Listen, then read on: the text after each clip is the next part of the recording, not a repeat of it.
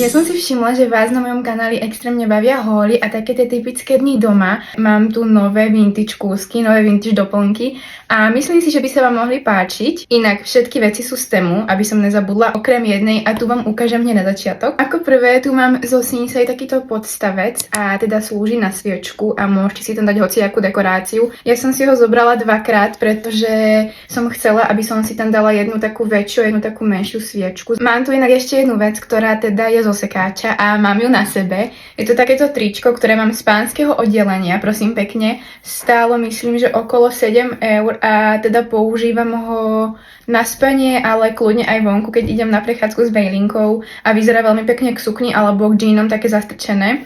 Je také oversize, takže mne sa veľmi páči a je od značky Tommy Hilfiger, myslím. Ďalej sa môžeme presunúť konečne na to Temu a teda ako prvú vec tu mám takéto ramienko a teda je to takéto vintage ramienko, ktoré som si kúpila na šaty, ktoré mám z House of CB a chcelo to niečo krásne, pretože tie šaty sú sami o sebe veľmi pekné. Má to teda aj takéto štipčeky, môžete si tam kľudne niečo zavesiť, alebo teda tu na vám tie šaty nepadnú vďaka tomuto gombíku. Ako ďalší tu mám takýto zlatý rám, ktorý mi veľmi pripomína burzové rámy, obrazy a teda stál 7 eur, boli dva v balení a veľmi si pýtal nejakú čierno-bielu fotku. Ja som doma našla, kde som teda ja s mojou babkou a detkom, ktorý je už v nebičku a keď som ju videla, tak som si povedala, že si ju tam zatiaľ dám, pretože sa mi veľmi páči. Vec, nad ktorou som premýšľala už ozaj dlho, je budík a nakoniec som si povedala, že si ho objednám, pretože asi uvidíte sami. To je teda takýto béžový budík a on vydáva nielen zvuky, ale aj mení farby. Ďalšia vec z Temu sú takéto kovové tyčky